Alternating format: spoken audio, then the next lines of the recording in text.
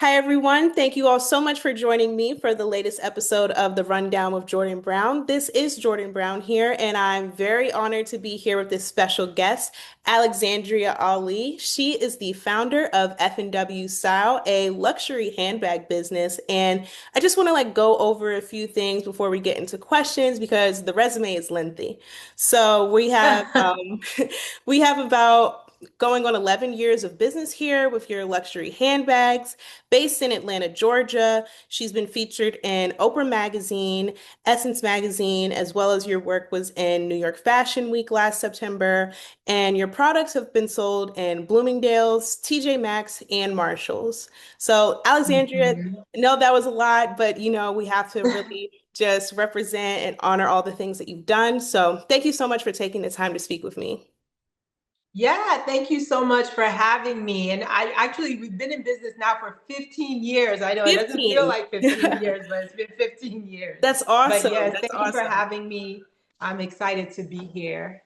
No, awesome. 15 years, that's a remarkable accomplishment and a journey. So really excited to get the rundown from you on how you got started. That would be 2010, 2011. Yes, 2010 is when Okay. I officially started the brand. And then, I mean, obviously, I've had some breaks in between there, but it's been going well now. But I'm sure we'll talk more about all of that. Yes, yes. So I would love to hear your start back in Okay. 2010, how you kicked things off of the ground. I know we talked a little bit previously. You work closely Hmm. with your husband as well, Yeah. with Yeah. F&W Style. So can you talk to me about the creation, how you got the idea off of the ground and move into where things are now? Okay. So I modeled for years and then, got my MBA, went into banking, which is like the opposite of that. I did that for a while, built a clientele. I was in a high profile market in my banking career.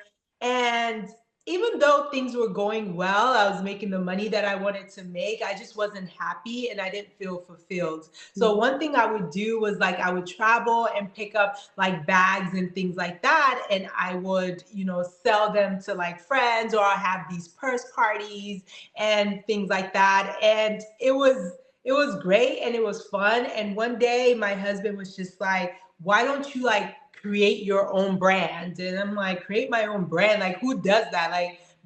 This is 15 years ago. So it's not like today where there's entrepreneurs Right. everywhere. It was kind of like, girl, you have a stable job that's doing Mhm. well. You better stay there. But he was like, why don't you try? So I started doing my research and thank God for modeling because I had a lot of connections with people that were brand owners and I was able to ask them how do we do this? How do I get a manufacturer? How do I do all of those things? And we have, not everybody shares the information, but I had Mhm. some few cute key people that ended up sharing their information. And I was able to go from there and just start looking for manufacturers to actually get my first sample made.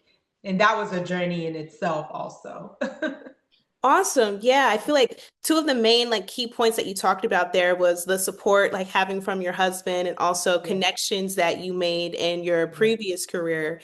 Can you Mhm. talk about what it was like to have that support making such a pivot? Although you had connections from the modeling world, like you said, Mhm. back in 2010, being an entrepreneur and leaving that stable job with benefits, that was Yeah. not really heard of back then. So can you talk Mhm. about what it was like to have that support while you were making this career pivot? I mean, honestly, if I didn't have the support of my husband, I probably wouldn't have been able to do it. Just because he had to then step up financially for the home, the house, and then also he pushed me because there were several points throughout this journey that was just really hard. Like I said, the manufacturing piece of it, there was times where we thought we had a great manufacturer and then when the product comes, it's not what we had discussed. And this is somebody I had no experience in that. So I'm starting from scratch. I don't know the questions to ask. I don't know about tariffs and customs and all those kind of things. So figuring all of those out and figuring even my own design angle out Mhm. was tough to do at the beginning. So having that support system and somebody there saying keep going, and then the advice of people that have actually done it, letting me know, it's okay. This happens. That's the stuff you're going to go through. And then also my mom. My mom actually used to be a designer in Nigeria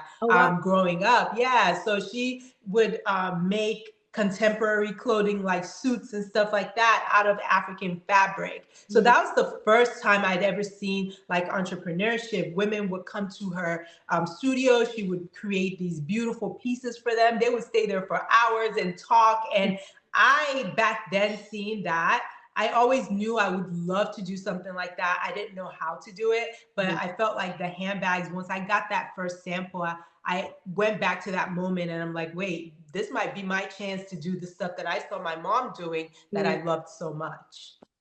Yeah, and how do you really see like what a part of your upbringing, your mother's entrepreneurship with her designs, how do you see that reflect in the work that you produce now? Oh, I think it's a big reflection. I mean, especially growing up in Nigeria, the color, the people, the culture, the vibrance of everything.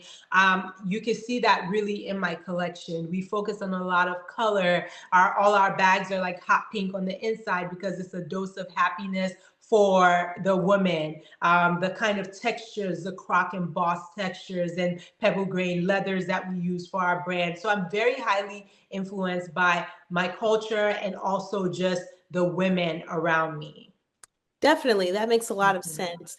Yeah. And I wanted to kind of transition a little bit with your recent brand partnership that you did with CBS's new soap opera, Beyond the Gates. You have a bag collection with them, the ChelseaKat Dream Bag, and the latest Anita bag that was released. I Mhm. wanted to show you, I actually did get a ChelseaKat bag for Christmas. Oh my God, I love Yes, my mom it. got me the Yes. bag. We're really big fans of the show. Oh my goodness, that's amazing. Well, how are you liking the bag? I like it. I haven't used it yet because I just Hmm. got back like from the holidays, so I've kind of like had Uh-huh. it packed up until I moved back to my Oh, apartment. But it's beautiful. I really like it and the design of it as well. I wanted yeah. to ask you like we can get into like how that partnership came about too, but Yes. two of the characters that the line is centered around is Chelsea and Kat. They're both Mhm. cousins and they are the third generation of the Dupree family that's featured in Beyond the Gates. And Yes. I wanted to ask you, like, how did you incorporate both of those characters and their unique styles in the designs that you produced?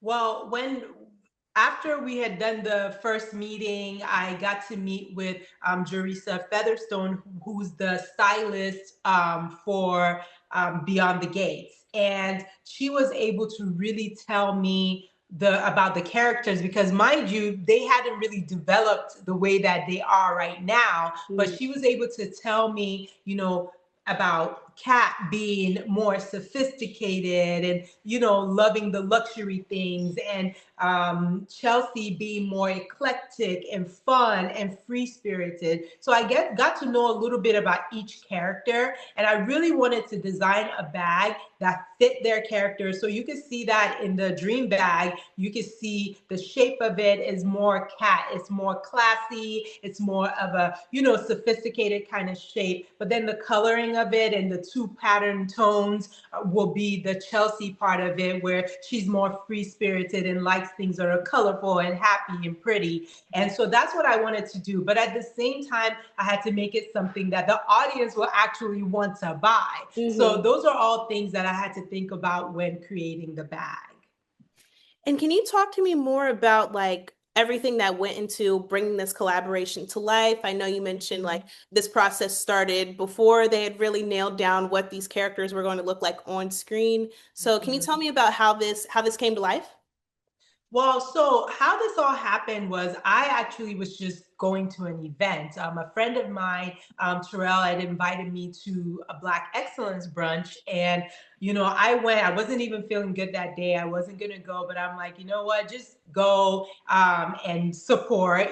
So I went there, and then it happened to be an event for Beyond the Gates. I didn't heard about it at that point, and it wasn't out yet. It was early February, I believe, or either late January or early February. So I hadn't heard about it yet. So I went there, and they were like, you guys are getting a sneak peek of the new soap opera that's coming, and it was just like the sneak peek was just so beautiful. I was like, wow, this is amazing, and it's the first Black soap opera in like I believe it's 25 years or something like that. So it was huge. So right after they did that, before they went on stage to talk, I see a lot of the actresses and just people in the cast and crew around. So I just picked somebody. I'm like, well, let me go talk to them. I have a handbag line.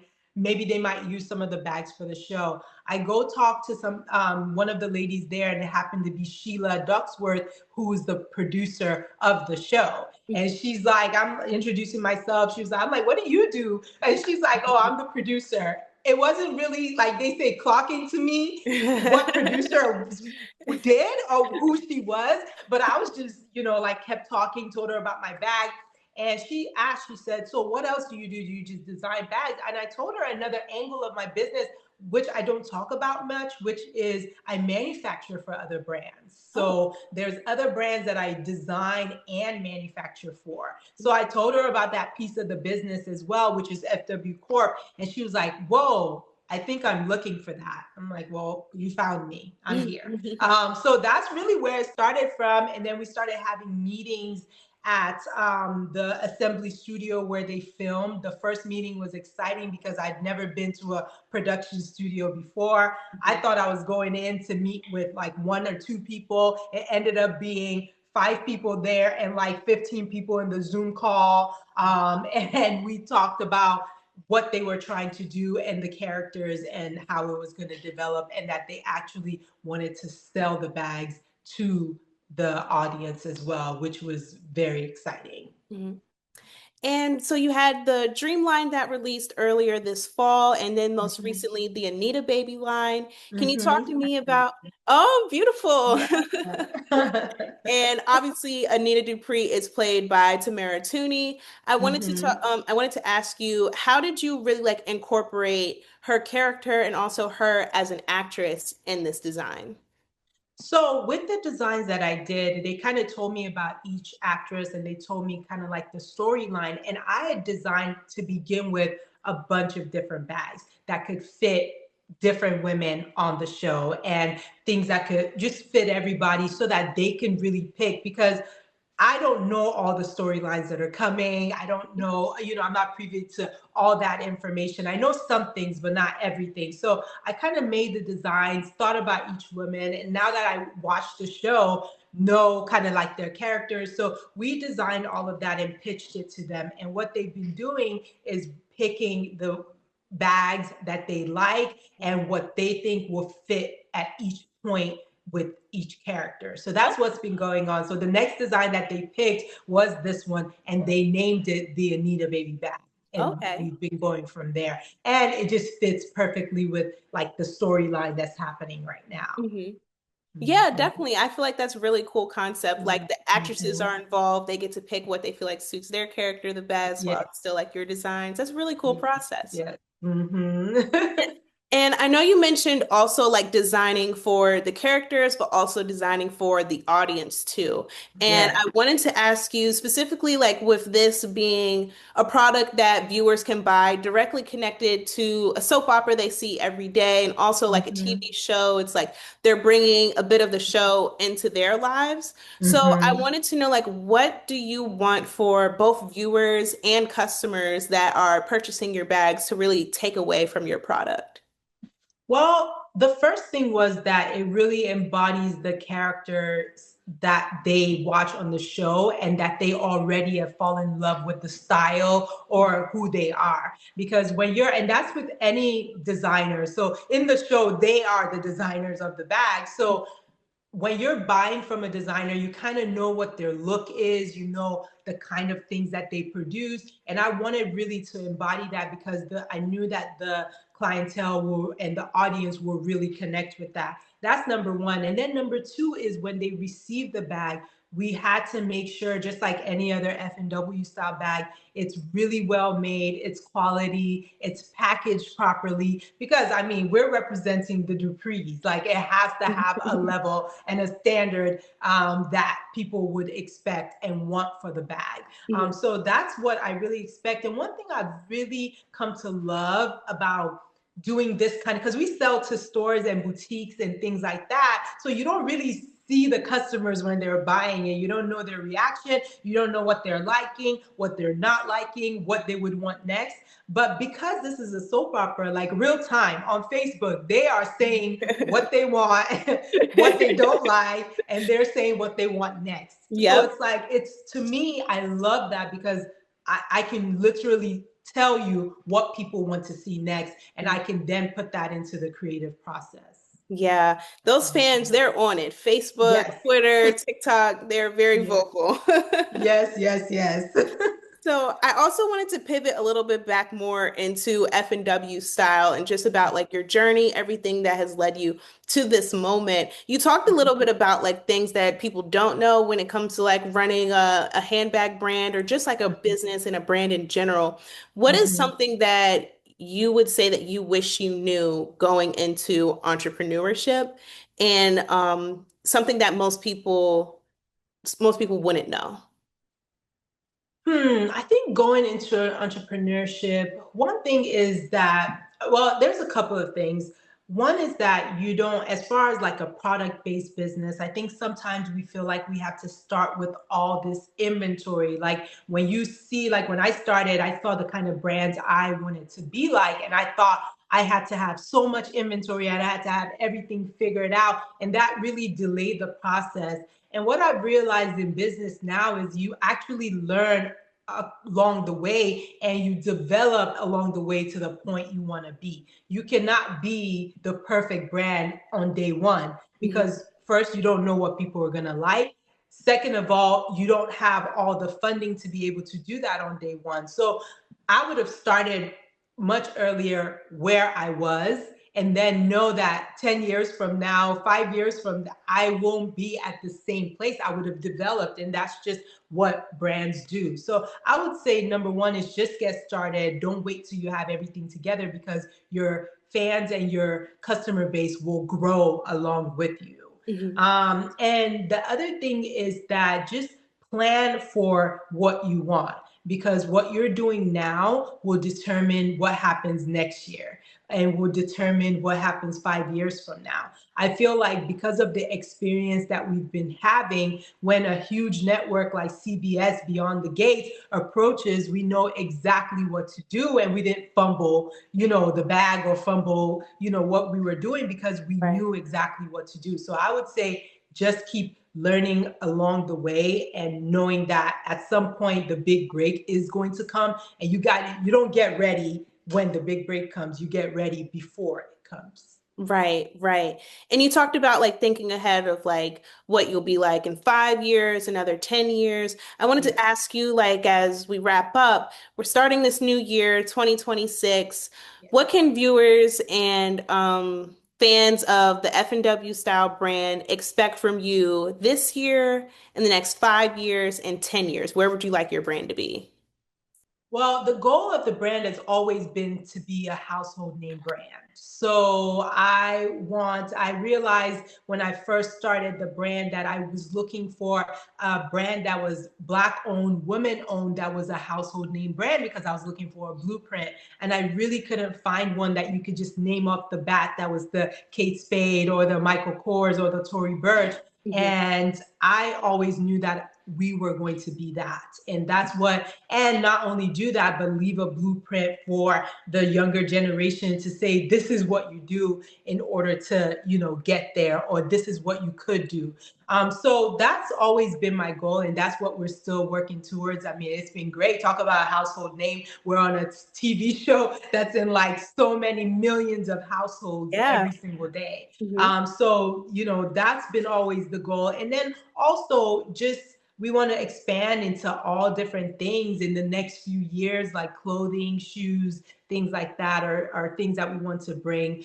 For this year, just expect more collections to come out from F&W Style, and then more categories like luggage and things like that as well. And then also more to come with ChelseaKat and Beyond the Gates also. Awesome. Awesome. Yeah.